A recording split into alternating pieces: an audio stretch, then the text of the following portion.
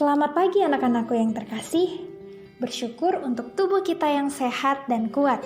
Bersyukur karena hari ini kita bisa sama-sama belajar kembali.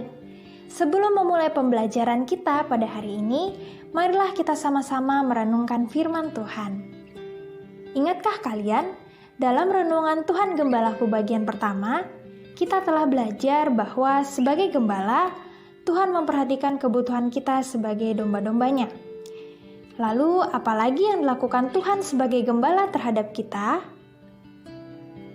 Hari ini kita akan belajar yang kedua. Kedua, Tuhan sebagai gembala akan memberi kita kelegaan dan membimbing kita.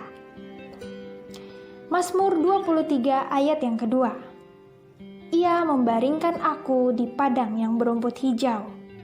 Ia membimbing aku ke air yang tenang. Anak-anakku, di depan kata kerja membaringkan dan membimbing, ada kata ganti ia. Artinya, Tuhan sebagai gembala kita yang berperan aktif memilih jalan dan mempersiapkan padang rumputnya. Rumput dan air merupakan kebutuhan utama domba. Sebagai gembala, Tuhan tidak berjanji akan memberikan semua yang kita inginkan, tetapi Ia akan memberikan apa yang kita butuhkan. Tuhan memberikan kelegaan kepada kita. Tanpa Tuhan Sang Gembala, kita tidak bisa mendapat kelegaan. Tuhan Yesus, Gembala yang baik itu, juga memberikan undangan kepada kita. Marilah kepadaku semua yang letih lesu dan berbeban berat. Aku akan memberi kelegaan kepadamu. Tuhan bukan hanya memberi kita kelegaan, tetapi Ia juga membimbing atau memimpin kita. Domba adalah binatang yang mudah tersesat. Domba tidak bisa melihat terlalu jauh.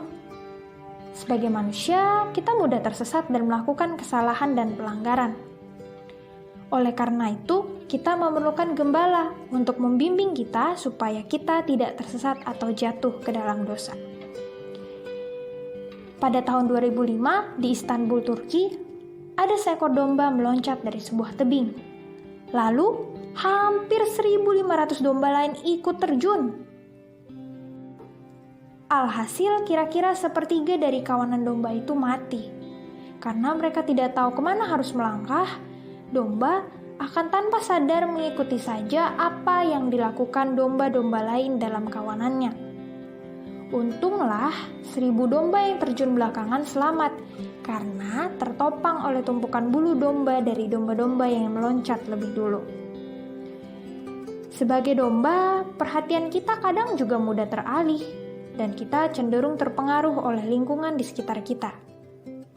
Tetapi bersyukur, kita memiliki Tuhan sebagai gembala yang membimbing kita. Tuhan tidak berjalan di belakang kita, namun Ia berjalan di depan kita. Kata Ia membimbing, artinya Tuhan memandu atau mengarahkan kita, sehingga kita terhindar dari tebing atau bahaya. Tuhan memberitahukan apa yang harus kita lakukan. Tuhan Gembala kita tidak pernah membawa dombanya ke air yang bergolak, melainkan ke air yang tenang. Air tenang menunjukkan tempat peristirahatan yang menyegarkan. Seperti ketika seorang musafir yang tengah berjalan di padang pasir, sangat kelelahan dan dia menemukan oase. Satu kelegaan. Sungguh merupakan kelegaan yang luar biasa ketika mengetahui bahwa Tuhan membimbing kita. Tuhan membimbing kita melalui Roh Kudus, firman-Nya, dan doa. Oleh karena itu, rajinlah membaca Alkitab dan berdoa setiap hari. Amin.